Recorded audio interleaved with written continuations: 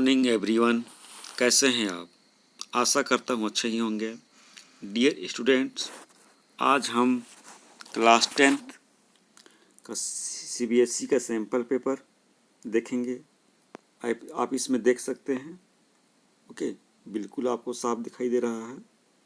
Dear students, इसमें हम class 10th का सैम्पल पेपर जो कि न्यू पैटर्न में इसका सैम्पल पेपर दिया गया है। तो सबसे पहले आप लोगों को यहाँ पर ध्यान देने की ज़रूरत है।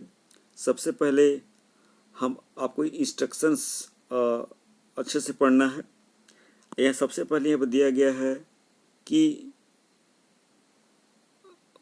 15 मिनट्स आपको पहले इसके लिए समय दिए जाएंगे प्रायर रीडिंग करने के लिए, अलॉटेड फॉर क्वेश्चन पेपर के पैसेज के लिए। सेकेंड ऑप्शन है question paper contents 3 sections: reading, grammar, writing and literature. Attempt questions based on a specific instructions in each part. So dear students, at first सबसे पहले हम reading skills देख लेते हैं। इसमें यदि मैं ये पूरा रीडिंग पैसेज पढ़ूंगा तो बहुत टाइम लॉस हो जाएगा हमारा, इसीलिए पैसेज तो आप अच्छे से पढ़ेंगे। इसमें एनालिटिकल बेस्ड क्वेश्चन आए, इस प्रकार फैक्ट बेसिस या थ्योरेटिकल बेसिस या डिस्कर्सिव बेसिस मतलब नहीं आए। इस पर आपको अपने हिसाब से आंसर आपको देने हैं। इसमें बस घुमा फिरा के क्वेश्चन को पूछा गया है। तो सबसे पहले हम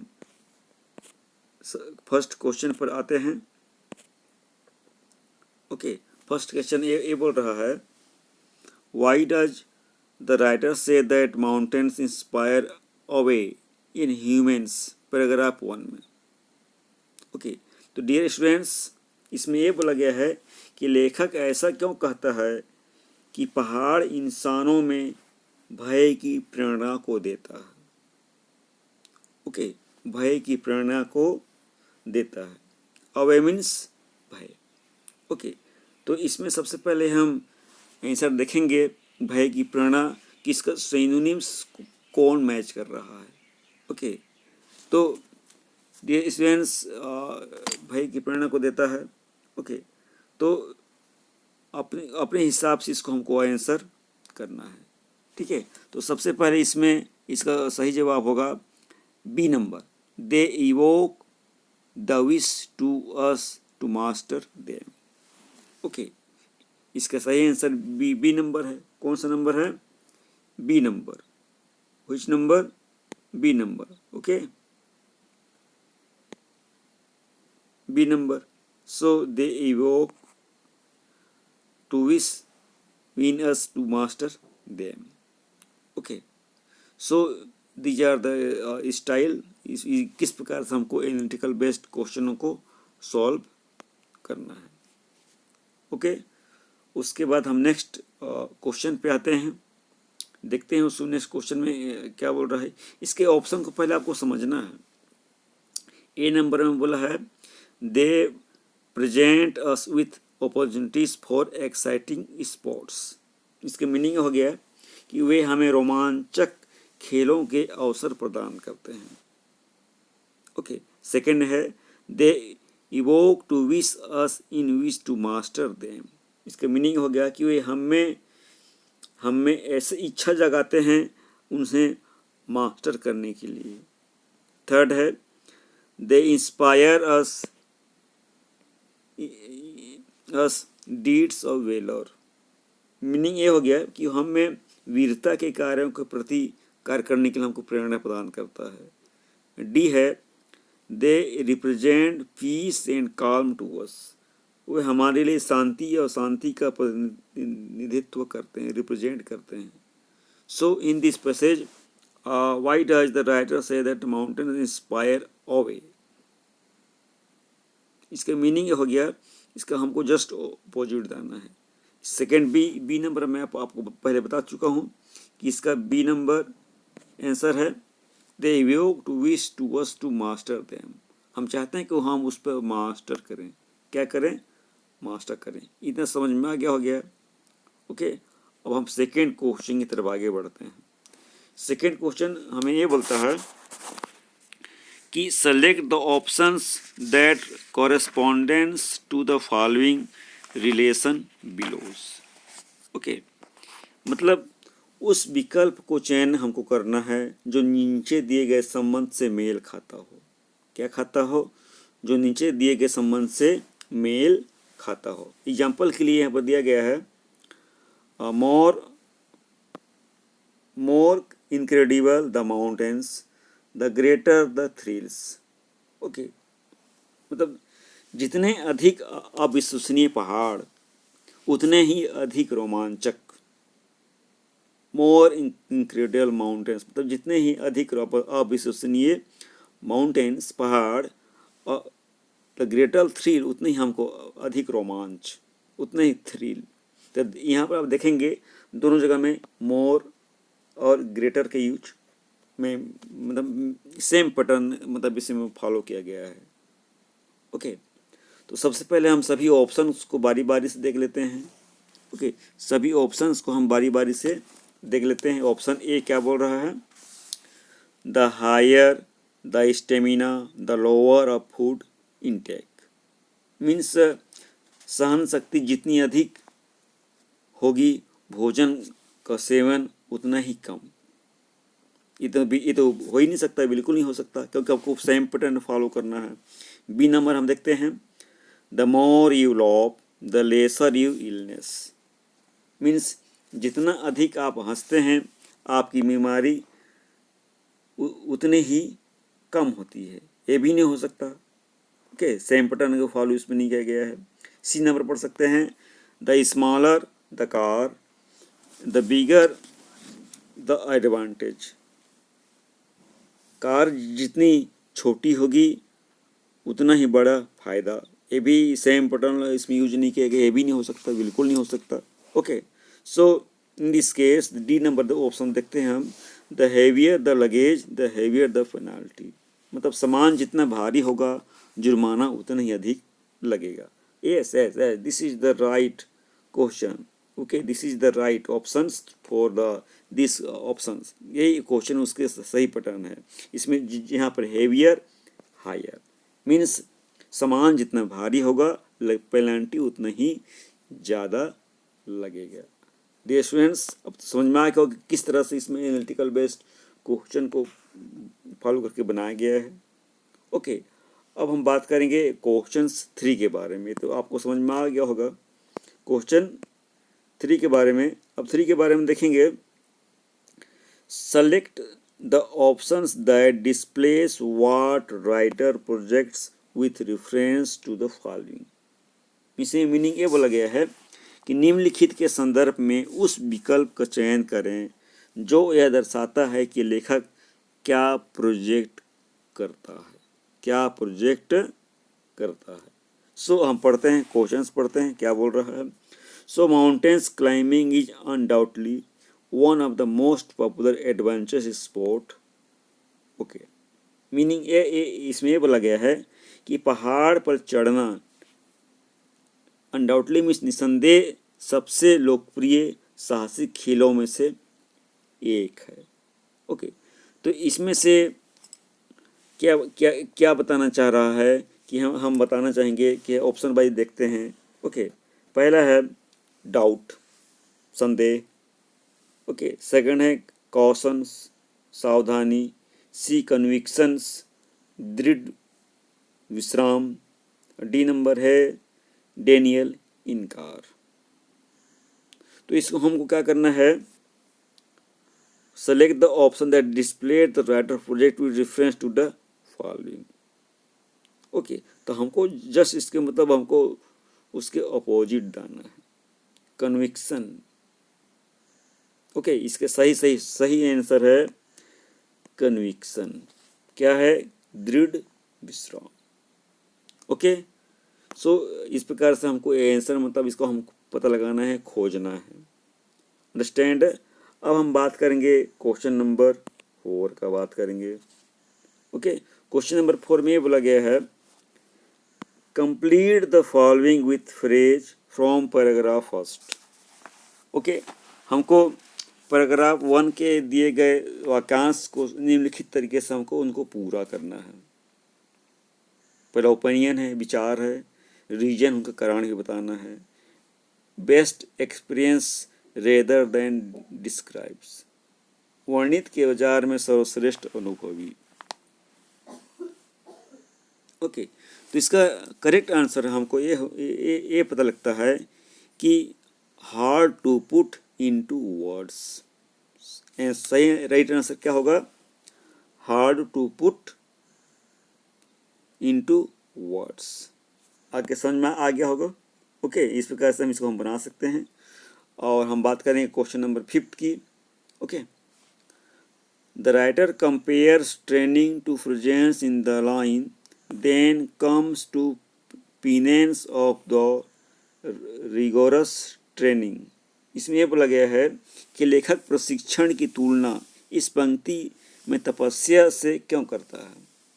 इसके बाद कठोर प्रशिक्षण की तपस्या आती है। तो इसमें ऐसा मतलब पोइट मतलब राइटर जो है क्यों बोल रहा है?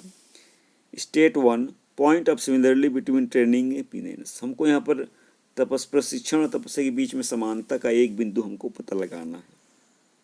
ठीक है, तो उसके बारे में मैं ये बोलना चाहूँगा कि आप इस पैसे को जब अच्छा सावधानीपूर्वक हम पढ़ेंगे तो आपको ये समझ में आएगा कि ये बात हम बोल सकते हैं कि both training and penance require physical work and strong determination.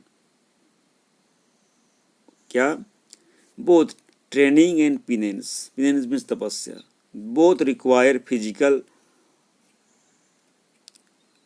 hard work and strong determination। दोनों को करने के लिए इसकी ज़रूरत पड़ती है। सो इस प्रकार से हम इसका आंसर आप ले सकते हैं। ओके, अब हम बात करेंगे अगले क्वेश्चन के बारे में, क्वेश्चन नंबर 6। ओके, 6 में ये बोला गया है कि क्वेश्चन नंबर 6 में ये बोला गया है कि based on your reading of the text list 2 reasons why the writer says mountaineers is not a sport that can be embraced without preparation. मतलब ये बोला गया कि अपने पाठ को पढ़ने के आधार पर उन 2 कारणों के बारे में सूची बनाइए जिनके वजह से लेखक कहता है कि पर्वतारोहण को कोई ऐसा खेल नहीं है जिससे जिन्हें बिना तैयारी के अपनाया जा सके। विदाउट प्रिपरेशन हमको 2 कारण बताने हैं। ठीक है, तो मैं इसका आंसर मैं ये बोलना चाहूँगा कि दोनों आंसर को बताने के लिए it requires physical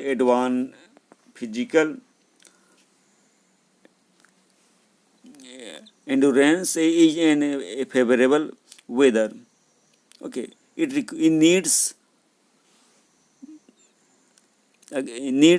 proper training, walk on snow-laden surface, and exposure with the mountainers using this equipment। इस प्रकार से हम इसका जो है प्रॉपर इसका आंसर हम लिख सकते हैं, वो भी अपने से हिसाब के लगा के।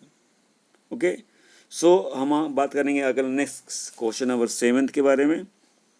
What connect does the writer draw the out between an unpredictable weather and setting of the campus. Paragraph 3 means इसमें ये बोला गया है कि ऐसा लेखक अप्रत्याशित मौसम और शिविरों की स्थापना के बीच क्या संबंध को बताता है। पैराग्राफ 3 में ये हमको बताना है। ठीक है, तो पैराग्राफ 7 में ये हम बोल सकते हैं कि the mountaineers have to decide where they put upon their campus on the basis of unpredictable weather. उस पर हम ये बता सकते हैं कि वो उसके क्लाइमेट्स के ऊपर उसको डिसाइड करना रहता है। ठीक है, इस प्रकार से क्वेश्चन नंबर 8 को हम एक बार रीडिंग कर लेते हैं। ओके, क्वेश्चन नंबर 8 ये बोलता है कि writer says a true mountaineers में challenge the mountain at is always respectful to the powerful forces of nature. Okay, लेखक इसमें कहते हैं कि एक सच्चा जो पर्वतारोही पहाड़ को चैलेंज कर सकता है, चुनौती दे सकता है, फिर भी वह प्रकृति की शक्तिशाली शक्तियों को सामने उसको मतलब रेस्पेक्ट करता है। क्या करता है? रेस्पेक्ट करता है, वो हमेशा उसका सम्मान करता है। पैराग्राफ 3 में तो यहाँ हम उसको बताना है कि select the reason why the mountain is respectful to forces to nature of in the mountains. यहाँ पर ऑप्शंस भी दिया गया है कि हमको कारण हमको एक चुनना है कि किस प्रकार से पर्वतारोही पहाड़ों की प्रकृति की शक्तियों को सम्मान व्यक्त करता है। ऑप्शंस दिया गया है, पहला है सर्वाइवल, अस्तित्व, जिसमें हम उसका अस्तित्व आ सकता है, सर्वाइव कर सकते हैं। सेकेंड है एक्सपीरियंस, हम अनुभव कर सकते हैं। सी नंबर ट्रेडिशन, कोई परंपरा वाली काम हो सकती है। और डी नंबर है डायरेक्टिव, मतलब कुछ भी निर्देश वगैरह बात जिसमें हो सकता है। ओके, तो इसका सही आंसर है, हम क्यों उसका सम्मान करते हैं? हाँ, सर्वाइव करने के लिए, सर्वाइवल करने के लिए। इसका सही आंसर है सर्वाइवल। क्या? सर्वाइवल करने के लिए। ओके, ए नंबर। सो इस प्रकार से हम इस क्वेश्चनों का हमें आंसर बना सकते हैं। अब इस प्रकार से आप बड़ी ध्यान से इसको हमको पढ़ना है। और क्वेश्चन नंबर 9 पे हम आ जाते हैं। Supply 1 point two justify the following. हमको यहाँ पे क्या करना है? निम्नलिखित को सही ठहराने के लिए एक बिंदु का हमको बताना, उत्तर बताना है। क्या है? While mountain climbing an impulsive mountaineer is either disaster prone or good or dead। मतलब पर्वतारोहण के दौरान एक आदमी एक आवेगी पर्वतारोही या तो आपदा श्रवण होता है या मृत के रूप में अच्छा होता है, जिसके बारे में हमको बताना है। ओके, तो इसके मेरे बारे में ये बोलना चाहूँगा कि survival is key in mountain climbing and it can be done with the careful decision making and planning. Okay, and any impulse action world lead to accident और डेथ। इस प्रकार से हमको कोई भी ऐसा काम नहीं करना है जो हमारे डेथ का कारण बने। हमको डिसीजन लेना है। क्या लेना है? डिसीजन लेना है। ओके, सो 10th क्वेश्चन हम देखते हैं ध्यान से। Evaluate the in upright reasons for the feeling of acceleration और reaching a summit that mountains climbers experience. 10th में ये बोला गया है कि पर्वतारोहियों द्वारा अनुभव किए जाने वाले शिखर तक पर पहुंचने पर उत्साह की भावना के लिए अनुपयुक्त कारण का मूल्यांकन करना है। ओके, पहला है achievements of seeming is impossible. Second है स्पेक्टेबल पेनोरामिक व्यू। थर्ड है applicable for the incredible survival instinct. Fourth है opportunity to use sophisticated mountains. इस प्रकार से आपको जो है पूरी तरह से अपने हिसाब से घुमा फिरा के पूरा क्वेश्चन पूछता है। आपको अपने हिसाब से घुमा फिरा के जो है इसका एनालिटिकल जवाब देना है। आपको सीधा का आंसर आपको खोजने से नहीं मिलेगा। इसी प्रकार से डियर स्टूडेंट्स, अभी के लिए मैं केवल एक ही पैराग्राफ का मैं यहाँ पर आपको सॉल्यूशन बता रहा हूँ।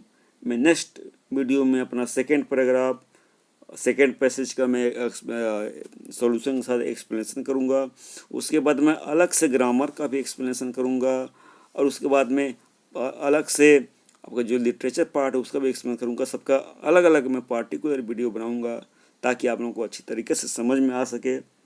ओके, और अगर इसमें कोई भी आपको दिक्कत आती है तो आप महंत इंग्लिश क्लास में कमेंट करके मुझे जरूर बोल सकते हैं। कोई जो चीज़ आपको समझना है, जो चीज़ आप समझना चाहते हैं, या क्या चीज़ आपको चाहिए पढ़ने के लिए, अभी आपके तैयारी करने के लिए, मैं उस चीज़ पर वीडियो बनाकर आपको शेयर करूँगा। ओके, तो आशा करता हूँ आपको समझ में आया होगा। तब तक के लिए thank you, have a nice day.